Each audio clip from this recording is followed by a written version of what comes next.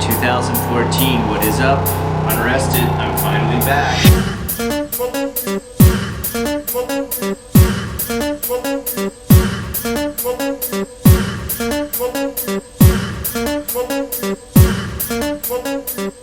How long has it been? I made one last one in December 16th, was it?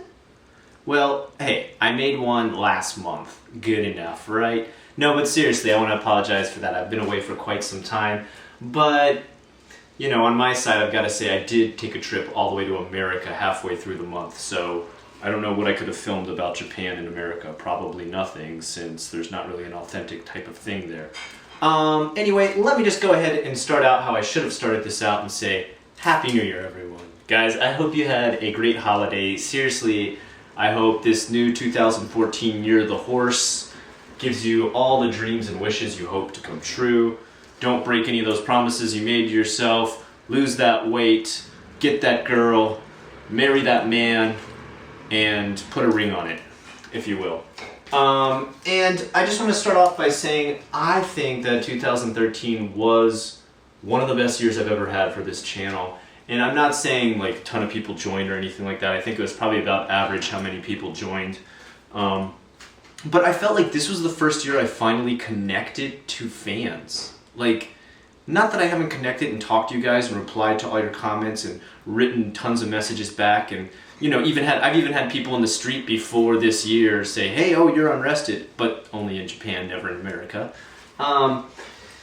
And so, you know, I've had that aspect of it. Yeah, that's good fun. I love communicating with fans. It's what makes this world go round as far as YouTube's concerned. But I really got into my Facebook this year, connected to the website, and I also had a good friend on there actually make a website, connect it, that's an official Unrested website to both the Facebook and the YouTube, which I highly appreciate. Anthony, you know who you are. And it just opened a whole new world to me. I should have done this a long time ago, and it really makes me want to punch myself in the face that I don't have a Twitter. I actually, you know what, I do have a Twitter. It's called Unrested in Japan. One time it got hacked and I stopped using it after that, and so that's my lame excuse for why I never used it. But obviously I need to, you know, jump back on the bandwagon and get with that. That's pathetic being, you know, my age in 2014 and not using Twitter. Moving on, I just want to say, guys, I mean, you know, you're who makes these shows, these channels, these all different types of research that I do and work that I put into everything worth it. If you guys weren't watching this, I'm not going to make it for myself because that's pointless. So, you know, your comments, whether they be nice, mean, constructive, destructive, you know, etc., etc. That's what makes this happen. That's what makes me want to be inspired to make more and better videos for you.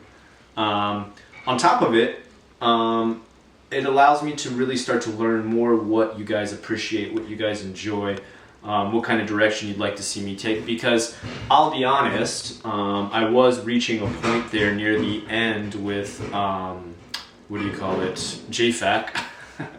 You can see how great my passion is for that. Although this is a JFAQ right now that I'm recording, so if anyone thinks that JFAQ is over, wrong! Wrong! It's not! Do you like that? I've been carrying this the whole time and I didn't even realize it, so now I'm going to start using it for the rest of the video. Like this.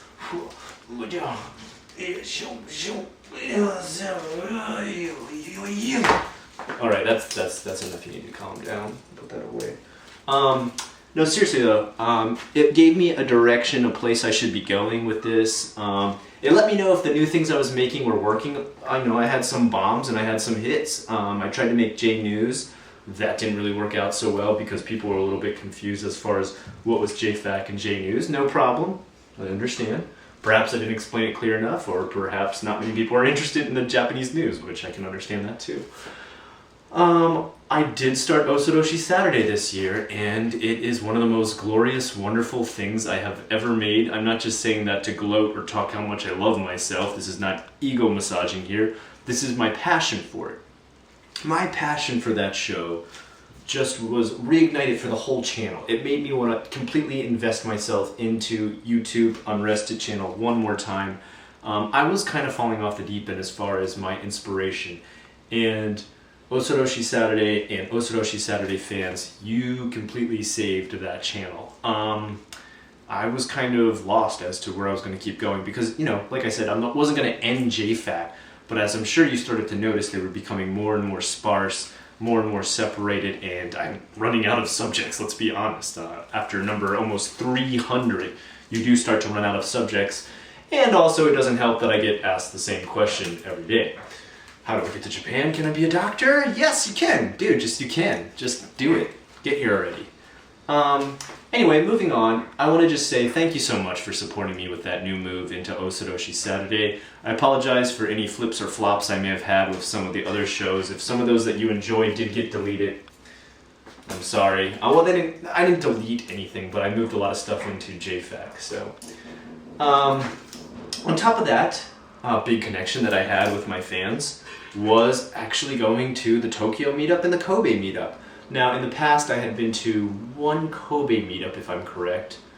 Or was that in Tennoji? I can't remember. Anyway, I met some people around my area. And before that even, I surprisingly ended up in Tokyo too and got to meet some Tokyoites, as we say, and meet them and actually get some feedback from people who watch my channel that completely and utterly flabbergasted me. I was overwhelmed with the fact that so many people there were excited about my channel. You know, I've got 16,000 subscribers, and I never, ever once think of myself as any kind of respectable or big channel. You know I put a lot of work into it, I'm sure you noticed that, but I don't really have views. Like, I'm not a PewDiePie over here, I'm not a Mark, whatever his face is, who does the stuff with the horror games. And don't get me wrong, I watch those channels. I'm subscribed to them. I love horror games, I love people who play horror games. It's fun to watch.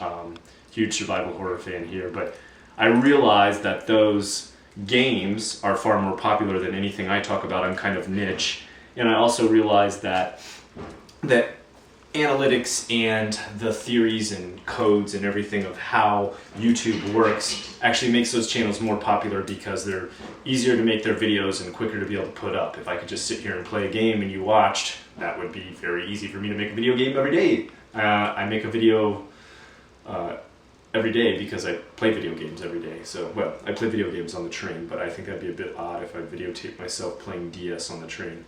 Anyway, moving on. Let's get back on subject because I'm getting kind of off on a tangent. You guys make this channel happen, and you supported me greatly with Osoroshi Saturday.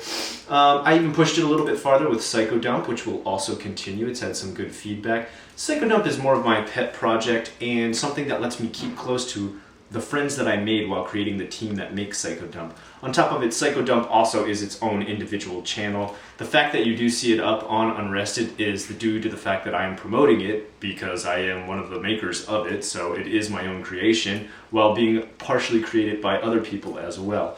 I am just merely a host. They are the co-hosts. Together we make some videos. Obviously, the live show that we have is our version of everybody else who has a live show out there right now. I mean, you've got your 2.5 Oyajis, you've got, your 3 old dudes, you got a lot of different stuff that goes around talking about Japan. That's cool, I appreciate that, and I like talking about Japan just as much, but I knew if I started a live show, I would not want to make it constantly about Japan.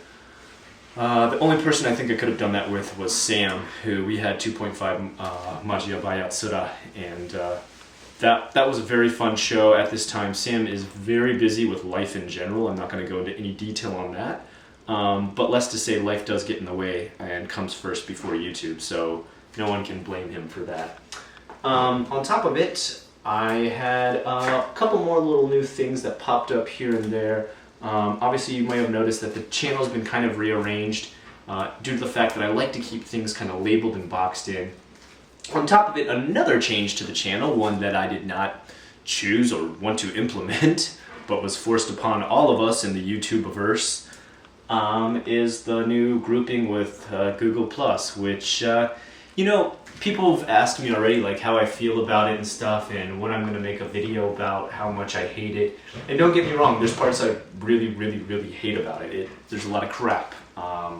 They rushed it because there was a hell of a lot of flaws. Like, there was comments I just couldn't even respond to because they didn't even make a button for me to respond. There was comments I had to approve, but I couldn't approve because they didn't make a button for me to approve it. That's just lazy. You're Google. You know, you're not some, you know, small indie creator of some sort of unknown website. You are Google. It doesn't get any bigger. There's no excuse. I'm sorry. You know, if you were some no-name indie underground producer of some very rare and esoteric video game, I would definitely cut you a lot of slack. You are Google. I will not cut you slack. Have it right the first time. There's no bigger company.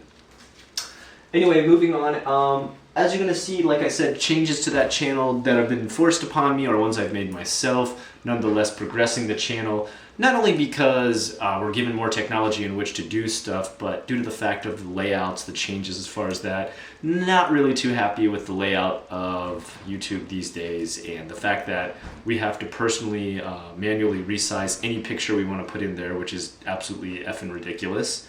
On top of that, I just wanted to get in and say thank you for making it what it is now, and bear with me as we go through these changes with G+. You know, I'm learning G+ as best as I can right now. It's kind of finicky and things seem to change daily. If I do not respond to you, because I used to be a big person about replying all the time, and if I do not reply to you on there, it's not due to the fact that I want to ignore you, it's due to the fact that I just don't even know how to respond sometimes, or there's been ones with approving comments. Still to this day, that doesn't seem to work correctly. Like, sometimes it will approve them, sometimes it won't. Maybe I'm just retarded, you tell me. I've talked to James 11 Colors about this. He is a big-time computer tech guy, knows a hell of a lot more than I'll ever know about computers. And he said, Scott, yes, that is a thing, that is a problem. It's not just you being stupid. They've had huge problems with that. So it may still be that situation, I don't know. Anyway, let me go ahead and just move on. I'm sure you guys are kind of sick of hearing about the channel. Would you like to hear a little bit about my own personal life? No? Well, I'm still going to tell you anyway. Obviously, as I said, I was not in Japan for half of this month. I actually went to America. I visited America, get this, for the first time in 7 years. My first Christmas in America in 7 years. Since I've moved to Japan, I've never had a Christmas there. And it is a very different view to have lived here so long. Like, I'm going on 8 years actually total. February 14th will be 8 years, so it's getting close. And I feel like a completely different person from when I left. I mean, you know, number one, I've grown up over time. That's changed me quite a bit. You know, you do grow quite a bit in 7 years, 8 years. But it's more than that. When I go there, when I go to America, how it feels is it feels now like a walk down a hallway of nostalgia where I can just look at logos and pictures and toys and games and stores and people and be like, oh, I remember this. Oh, yeah. Oh, and I mean, it can be very, very minor logos that you easily take for granted every day. You're just like, yeah, that's an auto parts store, Scott. I don't know why you're too excited to see that. But for me, it's something you got to remember. I haven't seen it sometimes in 8 years. So imagine being away from home for 8 years and finally coming back and seeing all those wonderful things you remember, and any kind of good memory surrounding it easily comes up. That's how I feel. It's great to see my own country. It's very good to visit home. Would I want to stay there? Probably not, even less now than I ever would have before. I will say, here's kind of a problem that starts to happen as you stay here this long. Now, as far as my situation, I'm okay. I've got a permanent resident visa, I've got a decent job, I'm married, I've got a family, I've got a house, so I don't have a lot to worry about as far as being stable here. So I probably don't need to ever worry about going back home. I'll be okay. But realize this, if you don't ever stay here with a stable situation and you may eventually have to be forced to go back home, Tokyo Kuni, who's just been deported because he filled out his visa information wrong, has this situation happening. He's been here 12 or 12 years? I don't know. So when you go back and you visit after this long being away, you feel very disconnected. And you may ask, well, in what way do you feel disconnected to the society, to the people, to Americans, to culture, politics, what? It's everything. You know, I can read the news every day, read updates, read media reviews, find out what's popular via the news. But actually going there and seeing it and experiencing it is very different. For number one, movies coming out in America are coming out much faster than they ever come to Japan because they just borrow the movies that they like and bring them over here, sometimes a year later. It's a very long time till we see movies from America. So I'm completely behind on anything that's coming out video-wise as far as movies. The opposite with video games. So America's newest version of Monster Hunter is Monster Hunter 3 Ultimate. Now correct me if I'm wrong, but they've been playing Monster Hunter 4 here for a while now. It's come out on Wii U, it's come out on 3DS, it's already out. So when I went to GameStop and I was like, do you have the newest one? They're like, yeah, here it is. It's, Ultimate 3. I was like, what about 4? And they're like, 4's not out yet. And I was like, oh, it is out, but here at GameStop. So that's kind of a weird thing. So when I talk about stuff, like if I say, oh, have you played this new game? Like, because I keep pretty up to date. People are like, well, no, because that's not even out, dude. And I'm like, yeah, it is. Oh, no, it's only out here. Sorry, that sounds weird. And then they'll ask me about movies, and I can't respond to that. And that's kind of, one of my most favorite things to talk about is media in general. I'm very big into all different types of media, all different types. TV shows, too. I mean, we're just getting Game of Thrones Season 2 here translated. So I'm not going to try and watch it by myself without my wife because she loves the show. It's a great show. But we've just gotten Season 2 here translated, and I don't want to try and skip ahead. Nobody tell me what happens during Red Wedding. I don't want to know. I probably won't even read the comments if I see anybody mark anything about Red Wedding. I don't know what happens yet. Don't tell me. But that's the thing. Like, so people are like, oh, can I tell you about, like, what do you like about the show as far as... I'm like, oh, can you not tell me about it? Because we haven't even gotten that here. My wife and I haven't seen it because it hasn't been translated. And you think, well, can't she just watch it in English? No, she can't. Look, she can speak English really well, but you've got to remember that English involved in that show is very esoteric and strange. It's not something anybody would use in a normal everyday conversation class. So why would they know how that sounds and stuff? I mean, does a Japanese person even know what a torch is? If you walked up and said, hey, what's a torch? Okay, well, maybe if it's a British flashlight. Anyway. So that's that. I just wanted to let you know how it feels. I got to see my parents. God, I miss them. They're freaking awesome. We had a great time together. I literally this time, I just asked if I could. They said, where do you want to go? Where do you want to visit? And I said, Mom and Dad, I want to stay at your house and just chill out and take walks in the woods in the backyard and go to the mall and look at the grocery store. It's simple now. Those kind of things are really exciting for me in America because I haven't seen them in ages. It sounds really weird, like, oh, you want to see a grocery store? It's like, yeah, man, I want to see all the brands that I miss. I can't get them here in Japan, like tons of them. I want to see millions of different cereals to buy. I want to see 1,000 different flavors of soda. That's insane in Japan. I want to see it all. And so that's something you got to prepare yourself for. Obviously, I'm just experiencing this now. I'm starting to learn about this now that you start to get really nostalgic for different aspects of America. Not necessarily that you want to move back there, but you enjoy certain aspects of it that you took for granted before. So I guess a word to the wise as far as how do you feel after living here long term. Now, I've got some really good news. I hope I don't shake the camera too much. I'm probably going to shake it a little bit. I think it probably moved right there. But the reason I have to open this right now is I have to reveal to you that for Christmas I got a brand new Sony. And this Sony is pretty awesome. I gotta say thanks, Dad, for this. I'm trying to find the model name. I keep saying this Sony. What is the model name? Because literally I've only had this like a matter of days. So that's why I'm not like too... I've used it, I've practiced filming with it. I enjoy the hell out of it. It's a great little camera. You wouldn't believe how light this little thing is. But anyway, okay, here's the feature that blows me away. It has a projector on the side. Have you guys seen this? See, like, this is the things I'm talking about. Like, I'm falling out of, and you're like, Scott, Sony's in Japan, so shut up.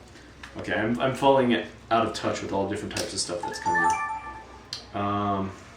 It's got a projector, so I can, like, literally turn on this projector here and project myself out onto a wall of anything that I film. So the best part about this is when there's stuff that I want to show you now, for example, things that I want to film and then talk about later, I don't have a green screen capability. Sorry, I guess I probably never will. But yeah, that's what you have to look forward to, an upscale in the quality of the footage that you watch on my channel, because that is actually a higher megapixel than what I'm using right now, which I believe is a 7 megapixel. Is it 7 megapixel? Yes, 7 megapixel camera. So it's about to jump. I'm not going to say how much because I don't want to let you know how expensive my camera is. Last but not least, let me cover a little thing that I have to talk about, because it's not Japanese related. I guess maybe if you consider the fact that I left from Japan to America, it's Japanese related, but it's a quality of service issue. And this needs to be brought to the attention of anyone who's making the trip either from Japan to the States or from the States to Japan, because this is an airline you may use, and I need to talk about how bad they are. If you have any small children in the room or you are easily offended, you may want to turn the video off or allow them to leave at this time. I can't promise that I won't use language of a lower caliber. Air Canada. Let me talk to you about Air Canada. Air Canada is the flight service that I use to get from Japan, starting in Osaka Itami Airport, to Narita, to Toronto, and I was supposed to get to Atlanta, Georgia. Did I get to Atlanta, Georgia? No. Now, I will give them this. There was an ice storm in Toronto for one day, and that kind of shut a lot of stuff down. Some power was out in different parts of Toronto, nowhere close to the airport, mind you, but they're, you know, obviously it was bad enough that that happened. So I need to say, okay, I understand. You can't take off because of the ice. That's understandable. I'm going to give you 1 day. I'll give you 1 day. We were on standby for 1 day. Standby, sent to another plane, canceled, standby, sent to another plane, standby, sent to another plane, and it was canceled. I'm there with a 1-year-old and a 3-year-old in an airport. If you don't know what that's like, let me just describe it with one word: hell. Anyway, let me continue to tell you about how their system works with Air Canada. If you are not a gold, platinum, silver, or bullshit fucking Halo member, whatever the fuck their different shit is, then you just keep getting put on standby for eternity. That's because they don't give a shit about ever fucking delivering you to the place in which you paid Sanjuman, that's about almost 3,500 American dollars, to get to. That's right, that's how much I paid round trip to get to my destination. Did I ever get there? No, because their fucking service sucks. Standby, standby. 1 more day, I came back, standby, standby, standby. 3rd day, standby. We had to finally switch to Delta to get to Florida.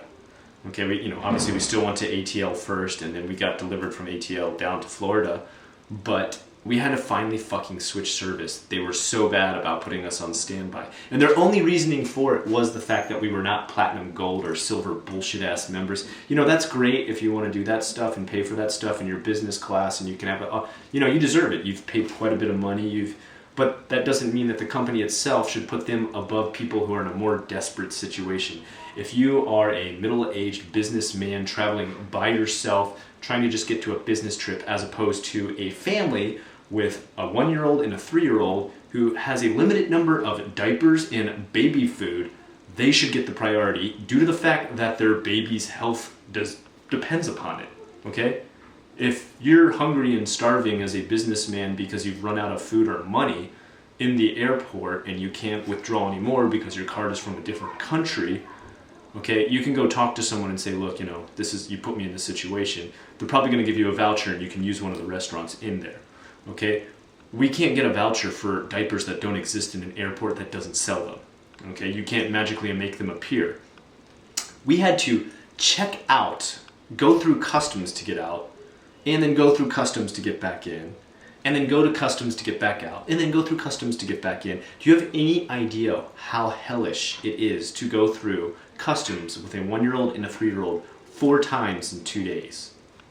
If you don't, I highly, highly suggest you never use Air Canada, because you will have to experience with them and their horrible fucking service. On top of that, and it doesn't stop there. This is just the start of their horrible service and their complete uncaring attitude towards anyone who's not a high-level member of their, ticket buying. So they lost our stroller on top of it. They wouldn't provide any kind of fill-in stroller or give us money towards getting a new stroller. They just said they're going to look for it. Well, let's see. It is today, January 6th. That means we got back from that trip almost 2 weeks ago. No call. They won't return calls. Didn't look for it. Even when I was there asking them to look for it, this was their reply. This is them. All right, hold on. Let me go ahead and call baggage. Hello, baggage? You got a stroller? Oh no, it's blue. No, they don't have one. So should I wait for it to show up or what? Yeah, you can wait if you want. How long do you think? We don't know. Can I have an address sent to you that you can mail it to me? Maybe, you know. Why don't you just fill out a lost luggage card? Okay, does that mean it's going to get mailed to me? I don't know.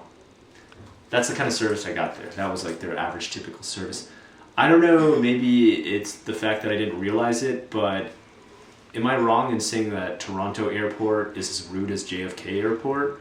I mean, I have to say you guys have to be one of the fucking rudest airports I have ever been to as far as Air Canada is concerned.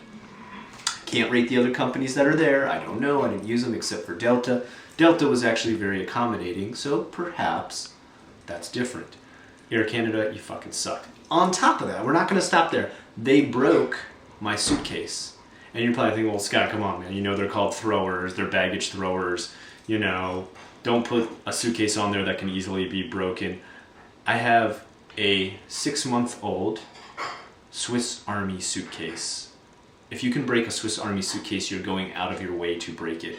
If you know how much those cost and how expensive they are, you know they're even more than like a Samsonite case. If you can break those, that means you're definitely either completely negligent or going out of your way to break them. And they broke my suitcase. Am I going to get any money back on that? No, I'm not going to get anything back on that. On top of it, they promised us a bassinet. Bassinet, we have a 1-year-old. I don't know if you guys know this, but if you travel on a plane with a 1-year-old, you get a bassinet usually to put them in because, number one, you cannot buy a seat for a 1-year-old. If you want to get them out of your lap so you can take a fucking break from holding a screaming, crying baby, you have to use a bassinet. And the bassinet is hooked into the wall. You put the baby in there, you cover them up. If they start to move or like get a little too crazy, you have to take them out and put them back on your lap, which I think is understandable. Obviously, if we're hitting turbulence, there's they could pop out of there if they're going too nuts. So they decided that my baby was too big and he couldn't go in there. And I myself, I have used, I don't know how many different flight services with kids older than 1. 2-year-old, back when my son Kenny was 2, we used a bassinet, so that's bullshit. He was even bigger. I mean, he was way bigger because he eats a ton. So I know that's bullshit right away. If they're the size of the bassinet or smaller than the size of the bassinet, which definitely my youngest son is, they should be able to use a bassinet. I used one on Qatar Airlines, I used one on France Airlines, I used one on Korean Airlines, and I used one on JAL Airlines. Then Air Canada was like, oh no, he can sit now, so he's not allowed to be on that, and so he's probably too big. And I was like, but we used it on one of your other flights through Japan on the way here. You know, the one that started in Japan. And they're like, oh, they let you do that? And then like, yeah, so what, were they breaking the law or are you breaking the law? Like, which one is it? And they're like, oh, and I finally had to get them to say, yeah, their other flight service supposedly broke the law mid-air. Whatever that means, like international air laws. And I was like, so that's kind of scary. You guys just like randomly choose when these rules work. And they all, of course, they get snippety. They're like, look, sir, I can hold him for a little bit if you want, but I'm sorry, he's not allowed to sit in there. And I'm like, you don't even know my kid. Why would I let you hold him? You know, like, that's a temporary solution. You're not going to hold him the whole rest of the flight. You're already acting snippety and angry. Why the hell am I going to hand my kid to you, you fucking asshole? So that's just the way it is. That's their idea of service. I mean, just to give you a small aspect of their idea of service as compared to Japanese service, which is impeccable in comparison. I have a baby that I need to change, and you can only change the baby in the bathroom on the plane. I need to get to a empty bathroom first, a vacant one. The one on this side is occupied, so what you do is you actually go through the area where they prepare food and whatever, you're actually allowed to go through there. It's not like, it's not like customers not allowed. It's just, you get through there to get to the other side because there's another set of bathrooms. So I see that on that side because there's a green light that lets you know it's vacant, that I can go to that one. But the reason I can't cross through there is because there's 2 air stewardess there. I mean, the most enormous bull-sized air stewardess you have ever seen, talking about what Tokyo clubs they want to hang out at when they fly back to Tokyo. Yeah, I want to go dance at this club so I can shake my booty and be really awesome because, there in Japan they don't have booties like mine. And it's like, yeah, that's because they don't date bulls. So I'm like waiting to get through there. I'm thinking, they see me standing here with a baby trying to go through. I shouldn't even have to be like, excuse me. So finally I did. I'd be like, excuse me, my son's diaper is soiled. I need to get through so I can use that bathroom right there. And they're like, fine. Come on. Let's go, Macy. Let's get out of here. And it was like I was troubling them to ask them to, follow the rules of customer service even after I had paid so much fucking money to fly over there. I mean, it just that was just a small point, but it just gives you an example. And then afterwards, I asked for a comment card. I was like, can I get a corporate number? And they're like, oh, yeah, sure. And so they hand me a card, and of course, all the cards have like Canadian numbers on it. I'm like, okay, can I get either one for America or for Japan? Because those are the countries I'm going to, and I know you have corporate, headquarters in those places. They're like, oh, no, sorry, you're gonna have to go on the website. Okay, so I'm flying on a plane, and it has Japanese air stewardess on it. It's got American air stewardess on it. But you don't have cards from those people. I'm sure those people carry the cards from their area and you can give it to me and then I can use it. But you probably don't want me to comment is the reason. So now I'm back here, I'm in Japan, trying to get my money back on a ticket that never finished getting us to where it's supposed to go. And, I can't get a hold of them. Every fucking line is busy. Even the same when we were in the airport and we were stranded, everything busy. You call, you get a refund because they can't do your ticket, or maybe have your credits transferred to another airline. Can't get through. You just can't even get through. It's not like, oh, I can't talk to a human, they put me on machines. It's like I can't even talk to the fucking machine that gets me to humans. On top of it, the reason that we can't go, okay, I said I understand the flight is iced over. What do you have as far as recommendations for a place to stay, or where do they put us up for places to stay? They hand me this pamphlet, like, I don't know, man, just take this pamphlet, man. And I get this pamphlet. It's got 2 numbers on it that are like, call these and we'll put you at a place to stay and we'll pay for it. First number I call, busy, can't get through at all. Second number I call, busy, can't get through at all. Call 31 times. 31 times. And this is on the payphone. So I'm fucking paying for this shit the whole time. And, because, I don't have service in Canada on my cell phone. And I'm fucking fucked. I can't get through, man. None of their shit works. I finally have to find this old guy who's working at some volunteer counter. Very nice guy. Found us a place to stay. I had to pay for it out of pocket because their fucking shit doesn't work at all. Their service is total ass. And so now they owe me money for that too. So I am owed for refund on a ticket that did not get me to where I wanted to go. I'm owed on hotels that they weren't able to actually set me up with. And I'm owed for a stroller, and I'm owed for broken luggage. Can I get through to them? Guess what? We're in January 6th. This has been a long ass time since that ice storm. Okay, we're talking like 3 or 4 weeks almost now since that ice storm. Still can't get through. So I don't know what the fuck is up with your phone lines. I've tried calling the American ones, the Canadian ones, the Japanese ones. They're always fucking busy. You never answer. 1 or 2 times I've gotten through and a person says they're gonna call me back and they never fucking do. Air Canada, you fucking suck. This is what I think of you. I will never, ever use Air Canada again. If you yourself are flying through to get to America via Japan or America back, do not use Air Canada. They suck a dick. That's all I can say. I'm sorry it was so crude and laden with curses, but that is my honest feeling after riding with them. Until next time, I'm Unrested. This is JFAQ, and I will see you in the Year of the Horse 2014. Have a good one.